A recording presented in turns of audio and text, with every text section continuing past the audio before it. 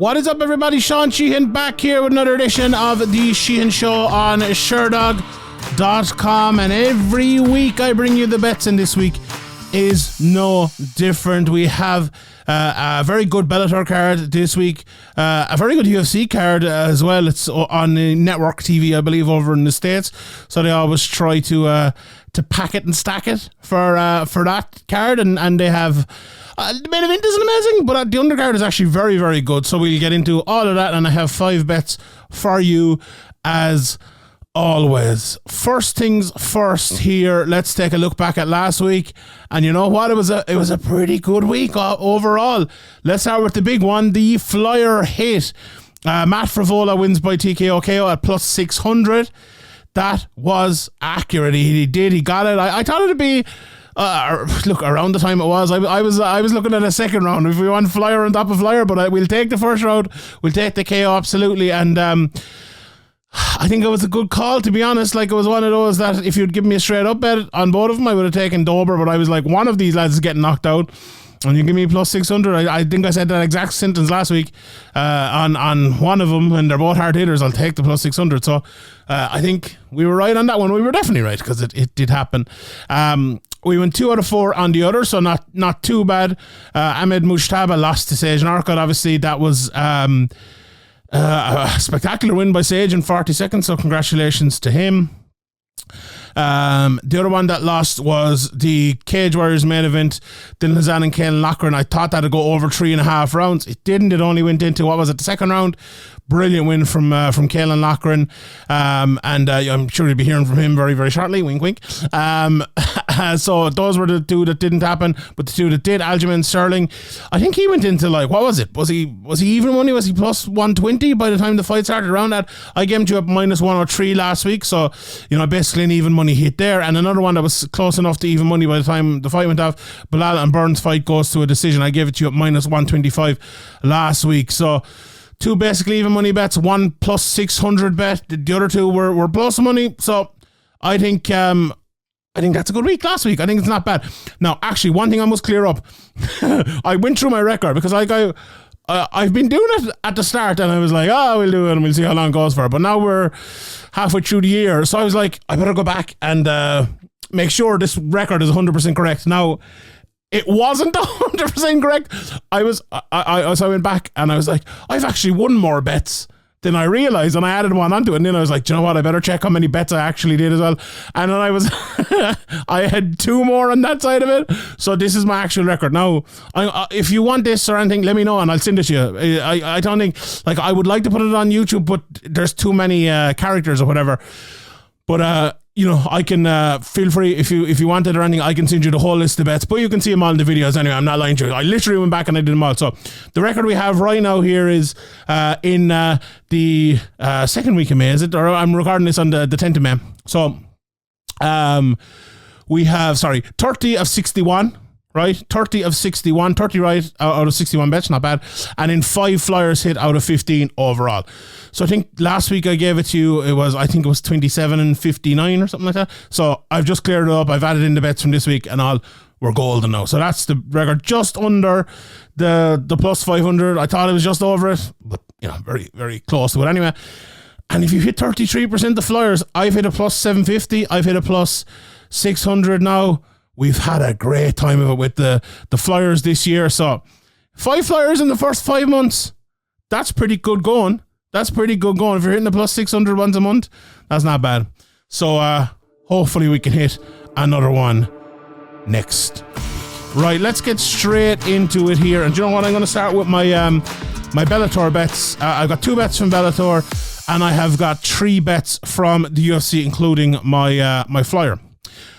Right, the first bet I'm going for here from Bellator is Costello van Steenis. He's taken on Douglas Lima in the middleweight division, and just let me get you the updated price on that, and it's actually gone in a bit here, right, since I was looking at it yesterday. So I was looking at this price last night. It was minus 145. It's actually minus 135 now. So let me just update that. Minus 135. So even a little bit better. And I think there was a few articles kind of came out on Lima and different things, and I think maybe that is it. And he's kind of saying like, "Oh, I'm revitalising it." And I think there was a press conference and stuff. So I really like Costello and Steenis in this fight, to be honest. And I think I have two main reasons for it, and here they are.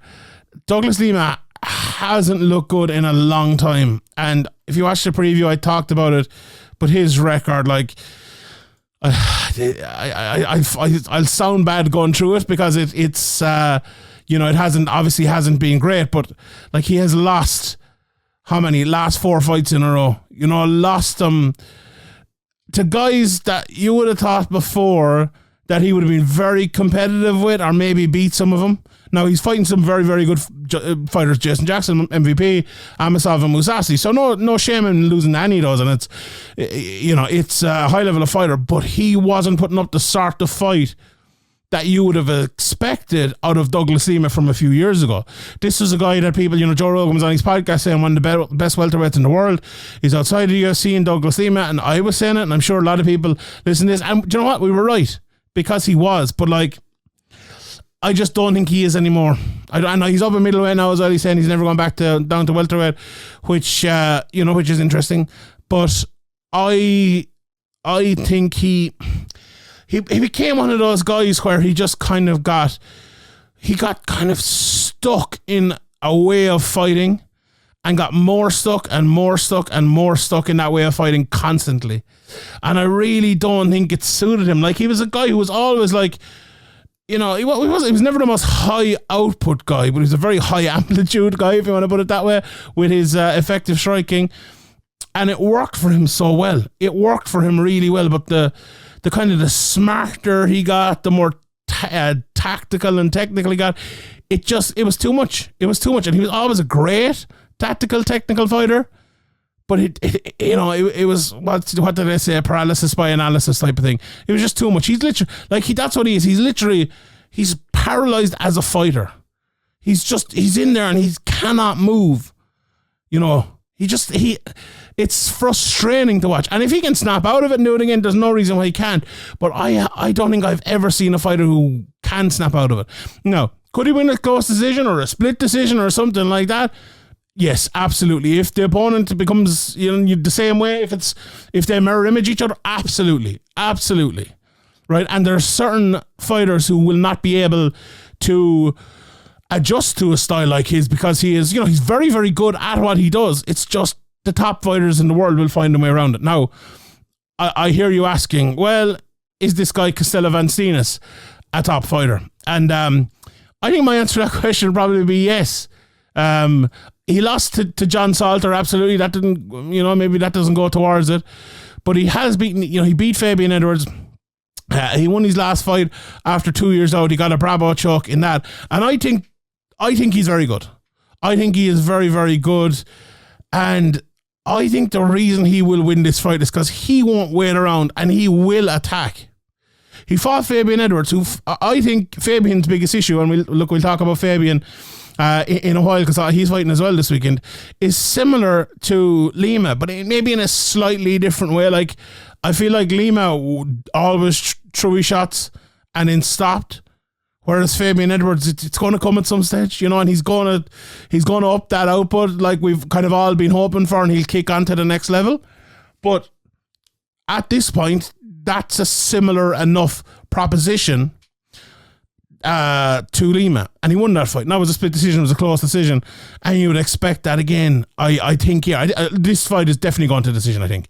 Almost certainly. But I think you look at it, and we have to remember as well, this is in Europe, so we're going to have European judges, right? So we're going to have judges scoring probably correctly if we're now towards the criteria, and there's going to be, in my opinion, or we'll see who the judges are first, but it's going to be more predictable. I think that's the thing, if you take into account the betting as well, like who's judging the fight, because the European judges are very, very, very good, and usually the crew that Bellator get. Now, when I say European judges, Bellator do bring over their own crew, but they bring over the best crew of American judges with, one or two of the best European judges. So I'm not saying, it's not going to be like a lad from Paris, a lad from Germany, and a lad from England or something. You know what I mean? No. But they bring the likes of Brian Minor, they bring the likes of Eric Cologne, the best judges out there, with the likes of, Ben Garlage and whoever else it might be. So they will probably get it right. And get it right. You know what I mean? They will if you're betting on Costello and Steenis to land the more significant shots in a fight that there aren't that many significant shots, he's probably going to win it. So I think that's what's going to happen. And simply put, now I've talked a long way around it, I simply think Costello Van Steenis is just going to land a few more shots. He's going to attack a little bit more. He's going to whiff on a lot of them, but Lima's going to do very little. And I think that'll win him the fight. I really do. I hope I'm wrong, because I don't want the stinker. But I think that's what we're getting. I really do. All right, bet number 2.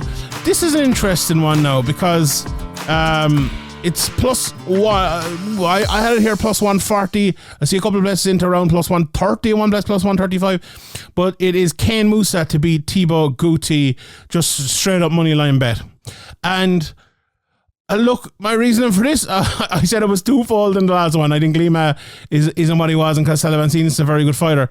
I'm betting on Kane Mousah in this, because I was very, very, very impressed with him when I saw him fighting in Dublin most recently against it was a George Carcanian fight, wasn't he? And that was actually looking here on Sherdog. That was his last fight, a little under a year ago. It was September last year. So 8 months out of the gate, so not too long. He was obviously due to fight Peter Queally and all of that. Now, his record has been mixed over the last while. He's, won 4 of his last 6, so not, pretty good. Losing to Rafael Machado and David Gallon as well, both in decisions. But I just feel you're going in against Thibault Gouti. Okay, it's in his home country and all that, and that's going to be tough. But in his last fight, he lost to Alfie Davis, and I think the reason he lost to Alfie Davis is the reason why Kane Mousah will beat him. And I think, look, I might be a bit of a broken record here, but throwing the more powerful shots, that's what Alfie Davis does very well. He gets hit with a good bit, but he lands a lot of shots. And that's kind of what happened in that fight. And, for a guy that does go to a decision a good bit, 7 of his fights in his career have gone to a decision. So not loads, or you're less than 50%, but still a good few of them. And, the same can be said for Kane Mousah. I think it's 11 of his, 28 fights. So just less than, good bit less than 50% as well. I think those big shots will matter more. Now, the Carcanian fight, I think Kane Mousah showed a different level to his game. And he's 36 years of age, and it's funny, you don't often see that, right? For a guy who, he's 18 fights, not 28 fights. I'm gone mad. You don't often see that from a guy who, is that age and has been around for a good bit. But I suppose he wasn't fighting that often either. He's only had 1 fight in 22, 1 fight in 21, 1 fight in 2020, and it was kind of 2 fights a year before that, every year back until, 2014. He made his debut, 2008. I'm looking here in Sherdog 2018, 2008, 2009, but had a few years off after that as well. He is a guy that I don't think he got the chance. Mark Chikese, he fought him, he lost. He fought against Robert Whiteford, he lost. Them lads went on to obviously go to the UFC and all of that. And I feel like a lot of people maybe thought he had lost the opportunity, even though he beat the likes of Alex Enland, he beat the likes of Miles Price. But honestly, and I'll say it again, I've said it 3 times here, that performance and the win against Georgi Kharkanian was a different level, I think, that Kane Mousah met. I think if he produces that again, I think he'll beat Thibault Gouti. I think it'll be a very good fight, actually, because I think Gouti will come at him as well and try to answer fire with fire. Or even, dip under and try to take him down. But you saw in that fight as well, he's not easily taken down anymore, is Kane Mousah. So, I just feel like he's going to land a few big shots. Not necessarily, I'm kind of hinting at him, I think I might go to decision. I'll probably be leaning that way, yes. But I could see Kane Mousah getting a stoppage here as well. He's been looking for one, and look, he hasn't got one in a good few years now, and he hasn't got one in his Bellator run at all. Every fight he has had in Bellator in this run has gone to a decision, whether it's a win or a loss. And is this the fight? I think it could be. So we'll have a look at that later on, maybe the price of that as well if it's up, and we'll see. Right, next bet I am going for here is over at the UFC, and let's talk about it. Let's talk about the man himself, Ian Garry. I woke up the other morning and I got a voice message from Ian Garry. He goes, "Here, I was listening to your podcast," which is never a good start when you get that from a fighter.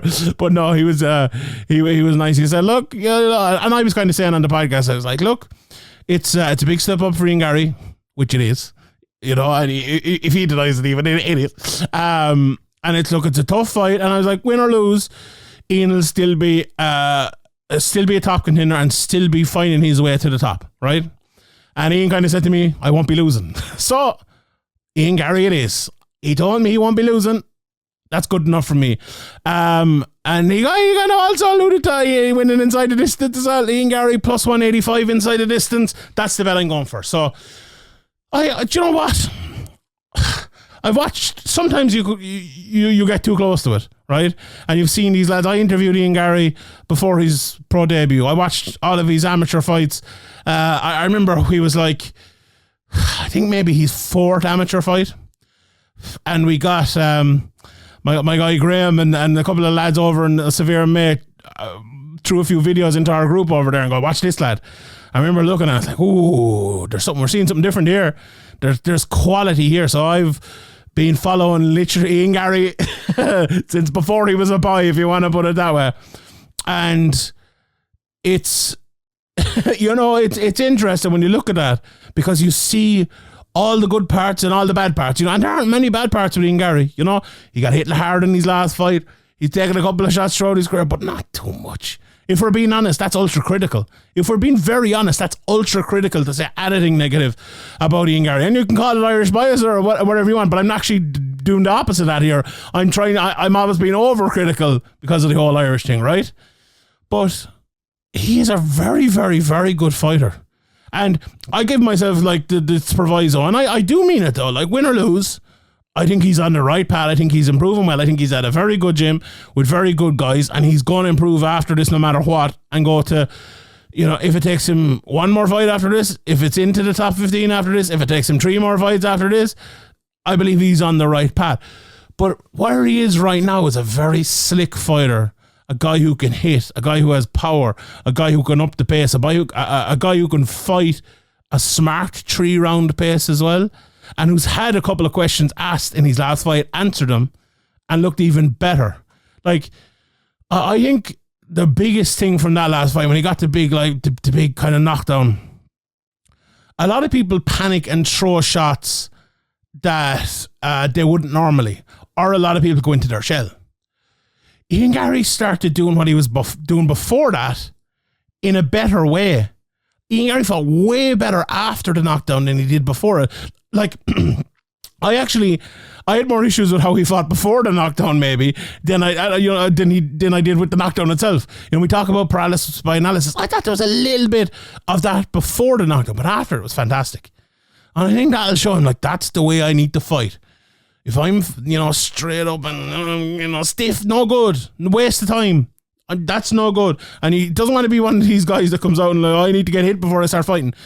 Come out and fight that way from the very start. And if he does, it's going to be a tough night for Daniel Rodriguez.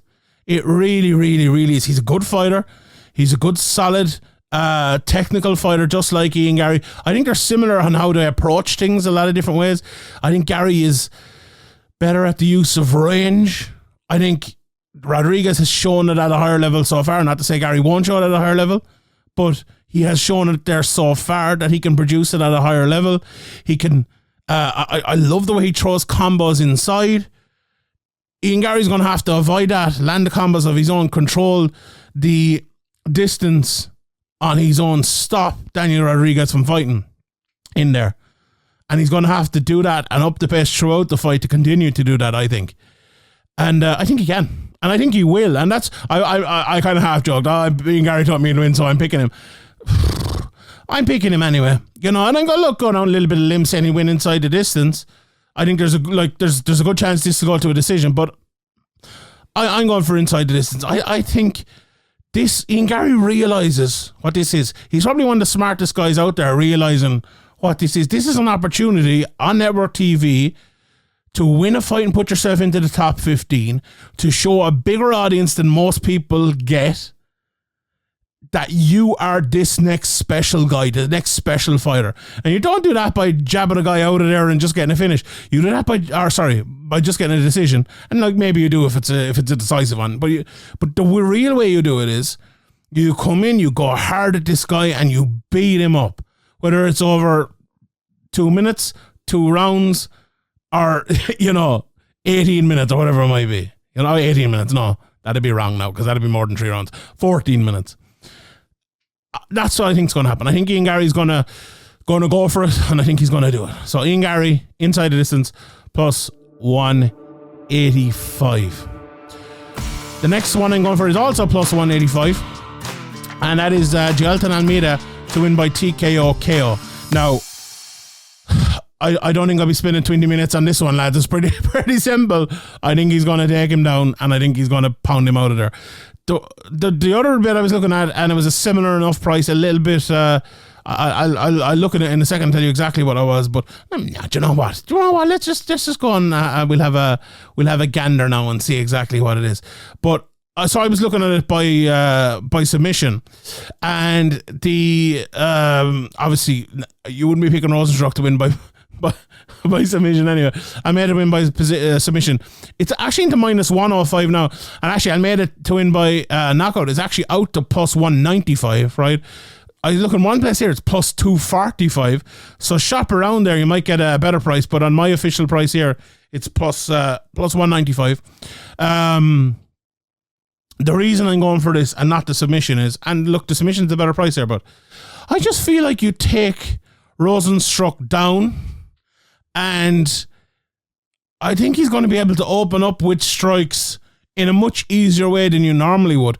And Rozenstruik is one of these guys as well. He's not a short guy by any means, or like he's a short, stout heavyweight. And short is not the word, but you get what I mean. Like he had much of a neck. Like, is it going to be easy to submit this guy? Like, is he going to go for an arm and give up a position? Is he going to go for a leg and give up a position? He might maybe go for a Kimura or something like that. And look, a rear naked choke is possible. But also I feel like he's one of those guys that's going to like stick his head down if he gets taken down, and if he's landing a few shots, if he ends up, say, in a body triangle, let's say from the bottom, or like a mounted back mount or something like that, is he one of those guys that's going to give up his neck or put his hands like this and just get boom, boom, boom, boom, boom? I think it's going to be that. That's what I think. The way I envisage this fight going, here it is exactly here now. So this is for me to screen record and post afterwards. Jailton Almeida gets on the back, on the ground of Rozenstruik. Rozenstruik will put up his 2 hands like this. Almeida will be on top of him, wailing in punches like that, and the referee will stop it.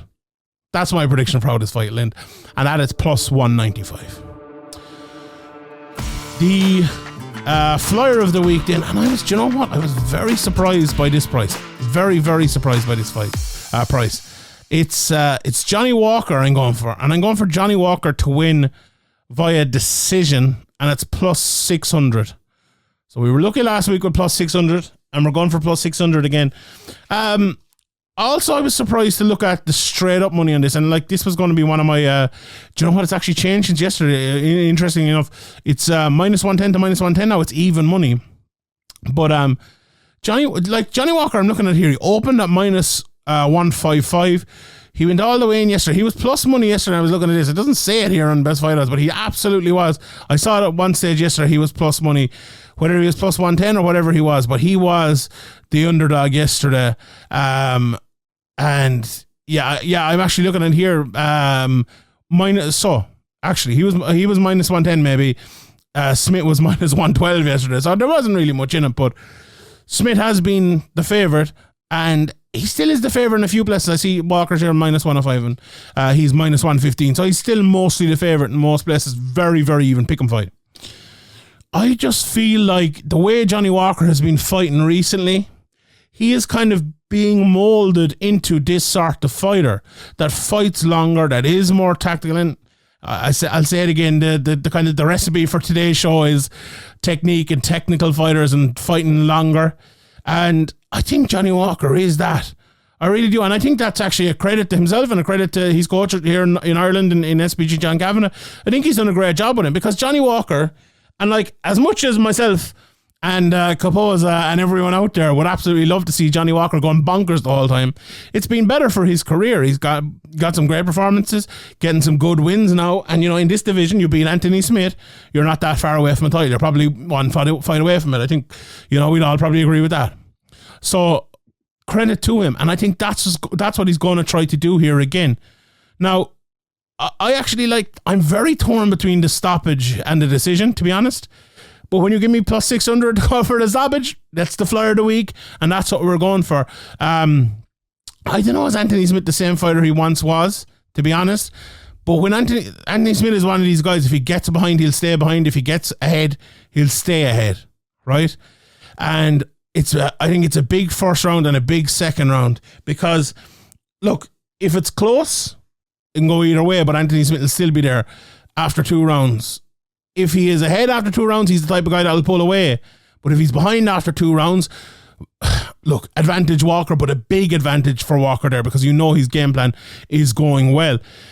I just think he's going to be a little bit too long for him. I think he's going to land some power shots as well. That's going to hurt Smith and going to force him to change up things a little. And I don't know if he has it in his arsenal for the game plan to not be going right and him to change it up against a guy like Walker with so many physical gifts. Now, I'm not saying he can't beat Walker or anything like that, but if he is, I'll say it again, if he's ahead against Walker, it gets tougher and tougher in all the time. It absolutely does. It gets very, very tough on Walker. But what I envisage here is Walker being ahead.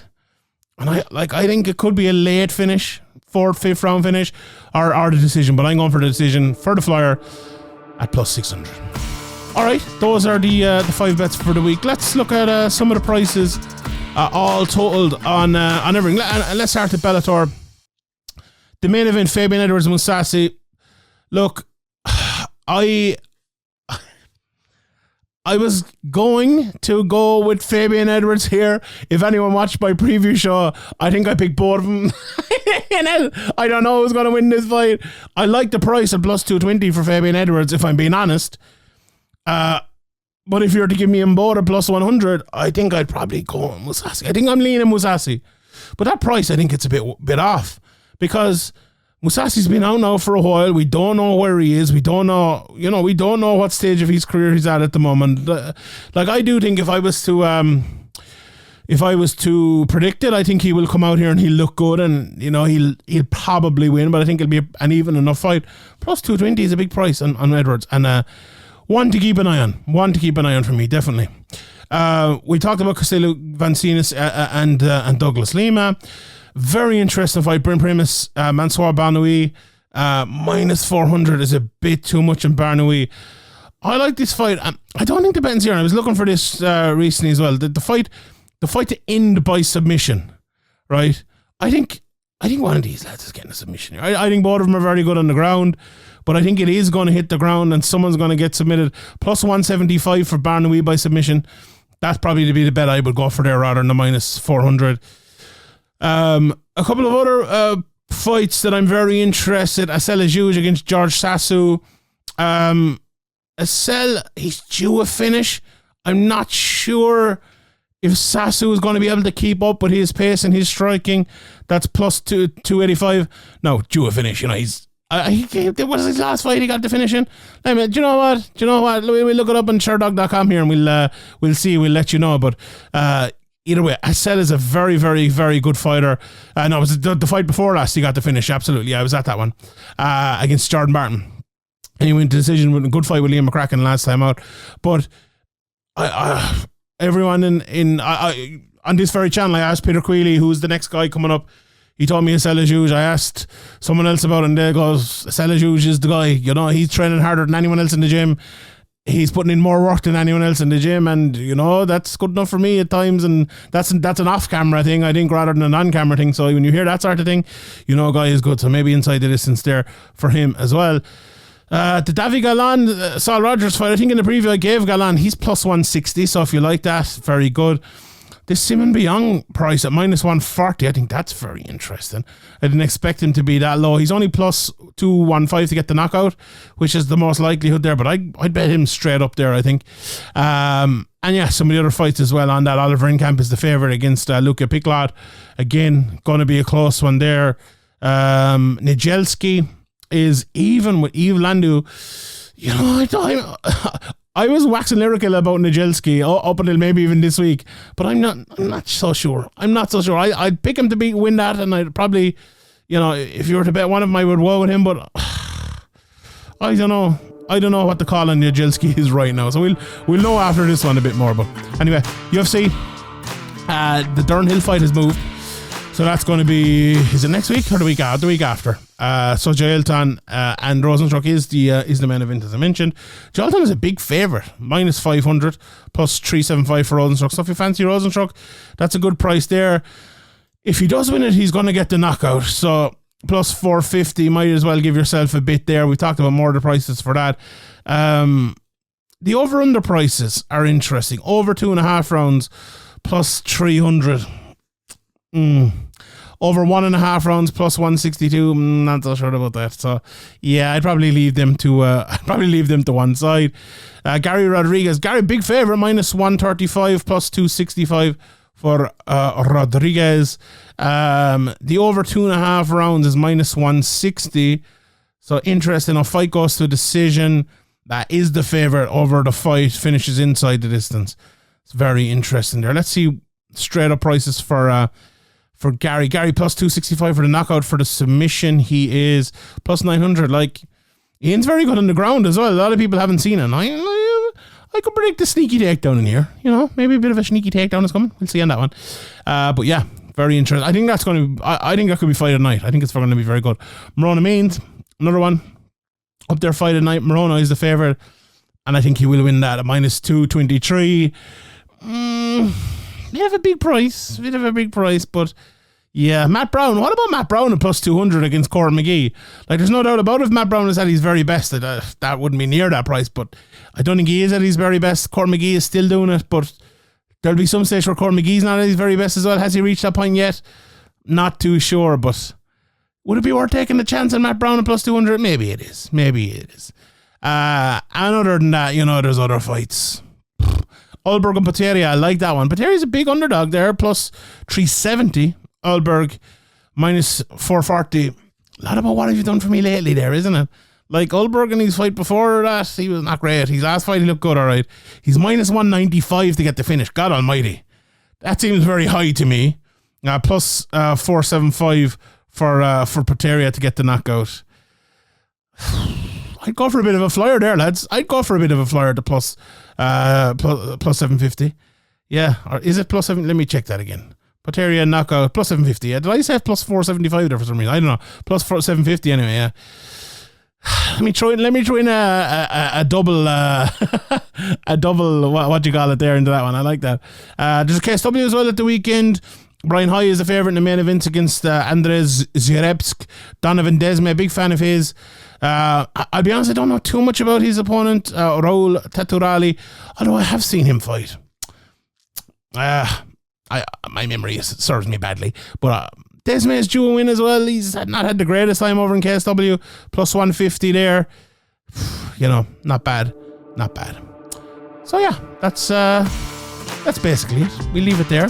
Thank you to everybody for listening and watching. I hope you enjoyed it. Let me know your bet for the week in the comment section below, and we will leave it there. Before we do that, recap of the bets. Costello and Steenis, minus 135, straight up. Ken Mousah as well, plus 140, straight up. Both in Bellator. Over in the UFC, and Garry wins inside the distance, plus 185, plus 195 for Almeida to win by TKO KO in the main event. And for the flyer of the week, it is Ireland's own Johnny Walker to win by decision at plus 600. All right, everyone, that's it from me. Sheehan here at Sherdog.com. Good luck.